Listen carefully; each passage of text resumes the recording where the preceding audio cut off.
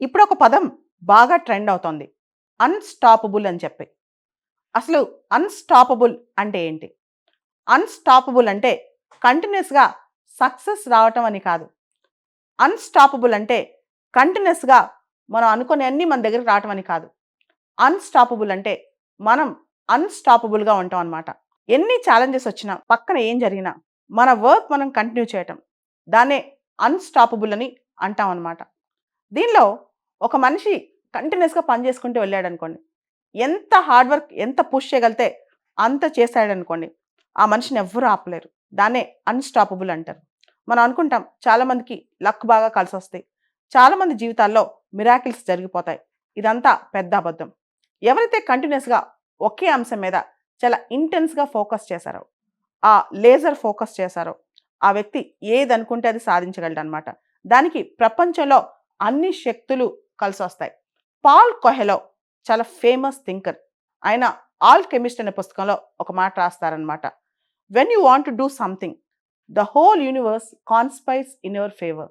నువ్వేదన్నా గొప్పది సాధించాలనుకున్నప్పుడు, నీ మనసు దాని మీదే ఉన్నప్పుడు, నీ నియంత్రణ, నిగ్రహం మొత్తం గూడా దాని మీదే పూర్తిగా ఫోకస్ అయి ఉన్నప్పుడు, ఈ విశ్వం మొత్తం, విశ్వంలో ఉన్న అన్ని శక్తులు నీకు సపోర్ట్ చేస్తాయని చెప్పి. మనిషి జీవితంలో కొన్ని ఎవరి చేతికి వెళ్ళలేవు. దోచేయాలన్నా దోచుకోలేరు. దొంగిలించాలన్నా వాళ్ళ వల్ల కాదు. అదే మనిషికున్న జ్ఞానం, విజ్ఞానం. ప్రపంచంలో ఏదైనా పోగొట్టుకోవచ్చు. మనిషి తను చేసే ఉద్యోగం పోగొట్టుకోవచ్చు. తన దగ్గర ఉన్న డబ్బులు పోగొట్టుకోవచ్చు. ప్రపంచంలో ఏదైనా పోగొట్టుకోవచ్చు. కానీ మనిషిలో ఉన్న ఆ శక్తి కానీ, కసి కానీ, మనిషిలో ఉన్న ఆ విజ్డమ్ కానీ, ఒకవేళ గనక ఇయన్నీ వదిలేసి ఎళ్ళిపోయినా, అన్నీ పోయినా, మనిషి తన సొంత స్వశక్తితో, విజ్ఞానంతో, మనిషి తనకున్న ఆ ధైర్యంతో, మనోబలంతో ముందుకు మళ్ళా సాగొచ్చనమాట. చరిత్రలో మీరు వినే ఉంటారు. చాలా గొప్ప కథ ఒకటుందనమాట. 'హర్షవర్ధనుడు' అని గొప్ప రాజున్నాడు. ఆయన పుష్యభూతి డైనస్టీకి చెందినవాడనమాట. ఆయనలో ఒక గొప్ప లక్షణం ఉంది. పెద్ద చక్రవర్తి ఆయన. యుద్ధాలు చేస్తాడు, అన్నీ సాధిస్తుంటాడు. అన్నీ అంటే ప్రపంచంలో ఆయన జయించలేనివి చాలా రేర్‌గా ఉంటాయనమాట. అంత గొప్ప మహారాజు ఆయన. ఆయన 5 సంవత్సరాలకొకసారి తనేదైతే సామ్రాజ్యాలు జయించాడో, తనేదైతే సాధించాడో అన్నీ ఇచ్చేస్తాడనమాట. ఇచ్చి మళ్ళా స్క్రాచ్‌కొచ్చేస్తాడు. అంటే కిందకొచ్చేస్తాడు. మళ్ళా అప్పటి నుంచి తన లైఫ్ స్టార్ట్ చేస్తాడనమాట. జీవితంలో గొప్ప పాఠం ఇదే. మనందరం అనుకుంటాం ఒక్కసారి కంఫర్ట్ జోన్‌లోకెళ్ళాక జీవితంలో ఇంక మేము కంఫర్ట్‌గా ఉన్నాం. మనకిదంతా చాలు అనుకున్న తర్వాత ఇలా బతికేస్తే బావుంటది. మనం ఇప్పుడు హ్యాపీగా ఉన్నాం అని. ఆ జోన్ నుంచి బయటికి రావాలంటే భయపడతాం. అంతేకాదు ఆ జోన్‌లో బయటకొస్తే ఆ జోన్‌లోంచి ధైర్యం చేసి బయటికి రావడానికి కూడా భయపడుతుంటాం అనమాట. బయటకొస్తే ఏం జరుగుద్దో, ఎలాంటి మనుషులు ఎదురవుతారో, లేదా మన చాలు ఈ లైఫ్ ఇలా బావుందనుకుంటాం. చాలామంది గూడా ఈ జాబొచ్చింది, ఇలా ఉంది మన లైఫ్ ఇది చాలు, లేదా ఈ మాత్రం మనం హ్యాపీగా ఉన్నాం చాలనుకుంటారు. నేనంటాను ఇదంతా కాదు. లైఫ్ ప్రతి 5 సంవత్సరాలకోసారి, 10 సంవత్సరాలకోసారి మనిషి చాలు ఒక జీవితంలో ఒక స్టేజ్‌కొచ్చాం. దాన్ని అచీవ్ చేసిన తర్వాత దాన్ని మొత్తం పక్కన పెట్టి ఇంకొక ఫీల్డ్‌కెళ్ళినా, ఇంకోటి చేసినా సరే మనం మళ్ళా అంతే టాప్‌కి రీచ్ అవ్వగలగాలి. అంటే మనిషిలో గొప్ప విషయం ఏంటంటే జీవితం ఒకసారే వస్తది. అది 60 ఏళ్ళు బతుకుతాం, 70 ఏళ్ళు బతుకుతాం, 80 ఏళ్ళు బతుకుతాం పక్కన పెట్టి. కానీ ఒక జీవితంలో ఎన్నో జీవితాలు జీవించే అవకాశం కూడా చాలా ఉందన్నమాట. దాన్నే రీ లైఫ్ అంటుంటాం. అంటే ఒక 5 ఏళ్ళో, 10 ఏళ్ళో ఒక క్లాసీగా అంటే ఒక ఫీల్డ్‌లో మనం టాప్‌లోకెళ్ళిపోయామనమాట.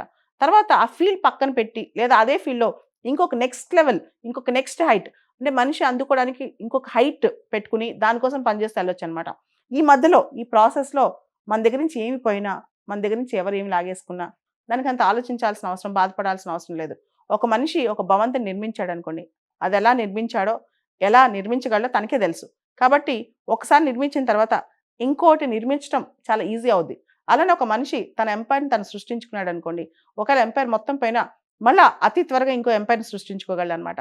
అదే మనిషికుండే గొప్ప లక్షణం. స్వతంత్రంగా మనం పైకొచ్చినప్పుడు మనకు మనమే ఎవరి సపోర్ట్ లేకుండా చాలామంది అనుకుంటారు. మన పేరెంట్స్ సపోర్ట్ చేస్తే బావుండు. వాళ్ళ తల్లిదండ్రులు అలా ఉన్నారు. అంబానీలు చూడు వాళ్ళ కొడుక్కి ఎంత ఇచ్చారో ఇలా ఆలోచిస్తుంటారు. అలా కాదు. మన ఎంపైర్ మనం బిల్డ్ చేసుకుంటే అది కూలిపోయినా మళ్ళా మనమే కట్టుకోగలం. అండ్ దానిలో మనకు చాలా సాటిస్ఫాక్షన్ కూడా ఉంటదనమాట. అంటే మన ఎంపైర్ మనమే బిల్డ్ చేసుకున్నాం. మనం స్వతంత్రంగా పైకొచ్చాం. మనకెవ్వరి సపోర్ట్ లేకపోయినా రాగలిగాం.